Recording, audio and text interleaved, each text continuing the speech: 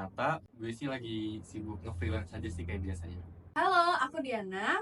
Aku saat ini sebagai salah satu karyawan swasta di perusahaan Semarang. Saya Anissa dan kesibukannya sekarang menjadi mahasiswa S1 di Universitas Diponegoro Fakultas Hukum.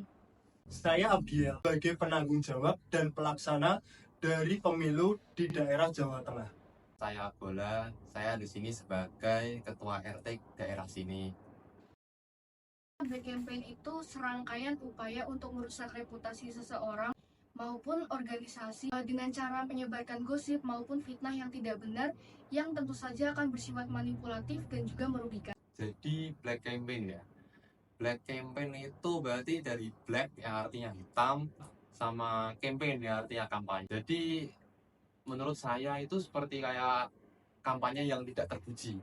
Misal kita menyebarkan fitnah dan mencemarkan nama baik orang-orang. Terus juga misal ada contoh kita masang poster tapi tidak sesuai fakta. Nah, kurang lebih seperti itu saya rasa. Oh, ya pasti ada. Oh, tentu masih ada dong. Masih ada Thomas. Apalagi sekarang kan zaman makin maju. Sarana-sarana melakukan black campaign pun makin beragam juga pastinya. Iya. Pada dasarnya, kampanye pemilu menurut pasal 1 angka 35 Undang-Undang Pemilu itu adalah kegiatan peserta pemilu atau pihak lain yang ditunjuk oleh peserta pemilu untuk meyakinkan pemilih dengan menawarkan visi misi, program, atau citra diri peserta pemilu. Sedangkan black campaign menurut pasal 280 ayat 1 UU Pemilu adalah tindakan menghasut dan mengadu domba perseorangan ataupun masyarakat. Ya karena di regulasinya pun udah diatur. Gue sendiri sih nggak tahu ya kalau di UU Pemilu itu diatur secara jelas atau enggak mengenai black campaign sendiri. Tapi yang gue tahu sih di UU ITE ada di pasal 45A ayat 2 itu dijelasin bahwasannya orang-orang yang dengan sengaja melakukan penyebaran informasi yang tidak benar dan ujaran kebencian terhadap orang lain yang menganggap itu sara dan yang lainnya itu tuh dapat dipidana paling lama 6 tahun dan juga denda 1 miliar. Kalau menurutku sih aparat penegak hukum tentunya harus bertindak tegas ya sama laporan tentang black campaign ini. Dengan aksi nyatanya tuh kayak blokir situs-situs yang memberikan berita hoax dan teman-temannya. Dan tentu aja aparat penegak hukum itu harus pandai memberikan sosialisasi dan edukasi pada masyarakat agar masyarakat ini pintar untuk bertindak tentang masalah black campaign itu sendiri. Jadi menurut saya itu yang pertama dengan melindungi diri secara online. Kita dapat memperketat akun media sosial kita dan juga memperhatikan aktivitas-aktivitas apa yang akan kita lakukan. Apabila sekiranya merugikan atau merusak reputasi, maka baiknya akan kita hindari. Lalu yang selanjutnya dengan cara edukasi publik mengenai black campaign. Di sini kita dapat memberitahu kepada publik dengan cara seperti seminar tentang black campaign itu apa dampaknya, dan kita wajibnya adalah waspada akan literasi informasi-informasi yang terkini sehingga tidak gampang terpengaruh.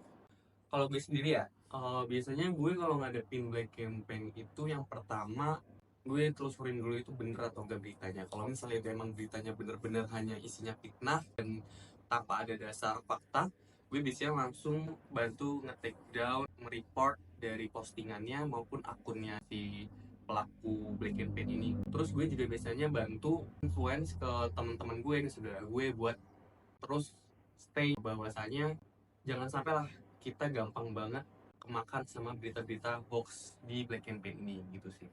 Ya sebelum itu ya alhamdulillah saya sendiri belum pernah mengalami atau menemui aksi-aksi semacam gituan. Tapi kalau misal saya ketemu yang begitu, ya saya lawan, tunjukkan kebenaran. Intinya saya buktikan kalau itu salah. Dalam menangani kita saat melakukan perdebatan itu, kita jangan kebawa emosi juga. Kalau menurutku sih penting banget buat kita menanggapinya dengan sikap yang tenang dan profesional ya, supaya kita tuh nggak terbawa emosi dan nggak menimbulkan reaksi yang malah memperparah situasi atau keadaan nih. Dan tentu aja kita tuh perlu banget buat verifikasi fakta. Jadi setelah kita verifikasi fakta, kita bisa mempertanggungjawabkan berita yang kita sebarkan itu. Saya memiliki beberapa cara untuk menyikapi bagaimana black campaign.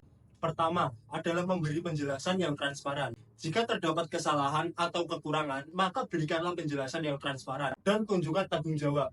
Transparansi dapat membantu membangun kembali kepercayaan. Kedua, ada fokus pada pesan positif. Jadi arahkanlah energi untuk menyampaikan pesan positif terhadap diri Anda atau entitas yang terlibat. Fokus pada prestasi, nilai, dan juga kontribusi positif.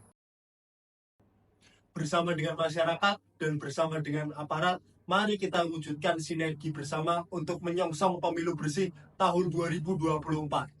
Bersama kelompok 4, mari kita wujudkan kampanye yang Sehat. Cermat Tepat. dan dahsyat.